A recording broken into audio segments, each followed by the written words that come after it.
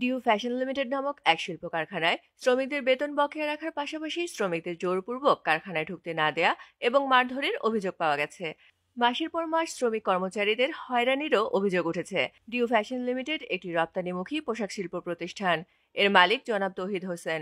অভিযোগ আছে তিনি তার প্রতিষ্ঠান থেকে শত শত কোটি টাকা ব্যাংকের মাধ্যমে লোপাট করে বিদেশে পাড়ি জমিয়েছেন এবং হলমার্ক কেলেঙ্কারিতেও তার সম্পৃক্ততা আছে। মামলা নথিভুক্ত আসামি হওয়ায় দেশে ফিরতে পারছেন না তিনি। ডিউ ফ্যাশন শিল্প কারখানাটি তৌহিদ হোসেন বিদেশ থেকে বেনামে পরিচালনা করে আসছিলেন। মূলত ব্যবসা করার মূল লক্ষ্য হচ্ছে দেশের টাকা পাচার করে বিদেশে বসে আয়েশি জীবনযাপন করা। শুরু থেকে শ্রমিক কর্মচারীদের বেতন ভাতা প্রদানে টালবাহানা করে আসছেন তিনি। বিভিন্নভাবে প্রভাব খাটিয়ে মাসের পর মাস শ্রমিক কর্মচারীদের হয়রানির শিকার করেছেন।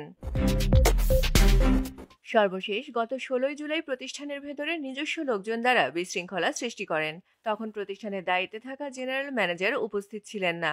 অতঃপর প্রতিষ্ঠানের ৪০ জন শ্রমিক কর্মচারীদের নামে মিথ্যা অভিযোগ দায়ের করে তাদেরকে সাময়িক বরখাস্ত রাখেন। গত ১৮/৭/২০২৪ তারিখে আমাদের ৪০ জন শ্রমিককে ১,৩০,০০,০০০ টাকার একটা নোটিশ দিয়ে যাহা মিথ্যা বানোয়াট এবং সাময়িক বরখাস্তও করে। আমাদের যে জিএম স্যার আছে তার অনুপস্থিতি থাকার নিজেদের লোক দিয়ে এই নোটিশ দেয় এবং আরও ১৪০ জন কারখানায় প্রবেশ এ বাধা দেয়। সেই বাধাকৃত শ্রমিক কর্মচারী নামে উল্টা যাতে কারখানায় যোগদানের কৌশলগত নোটিশ করা হয়, যাতে করে তাদের ন্যায্য পাওনা থেকে বঞ্চিত হয়। এরকম আরও অনেক কর্মচারী আছে, তারা লক্ষ লক্ষ টাকা পাবে এবং তাদের টাকা না দিয়ে হঠাৎ ২/৯/২০২৪ তারিখ তাদের ভাড়া করা কথিত শ্রমিক নেতা দিয়ে পেশি প্রভাব খাটিয়ে গণ রিজাইনের মাধ্যমে কারখানা বন্ধ করা হয়। এছাড়া এলাকার চিহ্নিত সন্ত্রাসীর ক্যাডার বাহিনী দিয়ে আরও ১১০ জন শ্রমিককে কারখানায় প্রবেশে বাধা দেয়া হয় এবং কিছু শ্রমিককে মারধরও করা হয়। আবার সেই শ্রমিকদের কারখানায় যোগদান না করাতে দেয়া হয় নোটিশ। ডিউ ফ্যাশন লিমিটেড একটি গার্মেন্টস প্রতিষ্ঠান, নিট ফ্যাক্টরি। মূলত এর মালিক হচ্ছেন একজন বড় ধরনের অর্থ কেলেঙ্কারির সাথে জড়িত ব্যক্তি, যার নামে দেশে অনেকগুলো ওয়ারেন্ট আছে, যার কারণে সে দেশে প্রবেশ করতে পারেন না।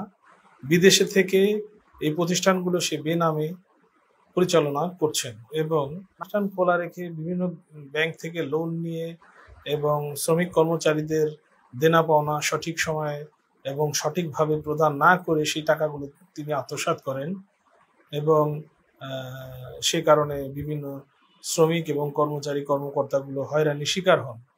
সর্বশেষ গতকালকে সে আকস্মিকভাবে কথিত এক শ্রমিক নেতা এবং লোকাল ক্যাডার বাহিনী দ্বারা ফ্যাক্টরিটা বন্ধ করেন এবং গণহারে রিজাইন জোরপূর্বক নেন।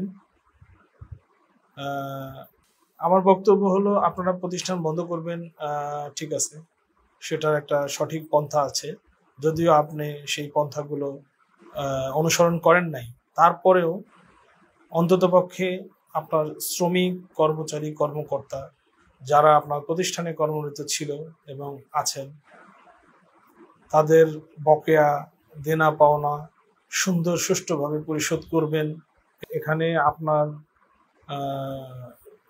যে টাকাগুলো যাবে তার থেকে অনেক অনেক অনেক গুণ টাকা আপনার গচ্ছিত আছে, যেগুলো সরকারের কাছ থেকে নেওয়া, ব্যাংকের কাছ থেকে নেওয়া, কিন্তু আপনি ফেরত দেন নাই। কিন্তু আপনার এই শ্রমিক কর্মচারী কর্মকর্তাদের বকেয়া পাওনা দিয়ে না পাইলে এতগুলো পরিবার খুব অসহায়ত্বের মাঝে পড়বে এবং খুব দুর্বিষহ জীবনযাপনের মধ্যে পড়ে যাবে। সোমবার মজুরি ও হাজিরা বোনাস বৃদ্ধি সহ বিভিন্ন দাবিতে যখন সড়কে শ্রমিকদের বিক্ষোভ চলছিল, তখন পূর্ব পরিকল্পনা অনুযায়ী হঠাৎ কারখানায় ভাড়া করা কথিত শ্রমিক নেতা দিয়ে গণ রিজাইনের মাধ্যমে কারখানা বন্ধ করে দেয়া হয়। ফারজানা পপি, দৈনিক সমাচার, ঢাকা।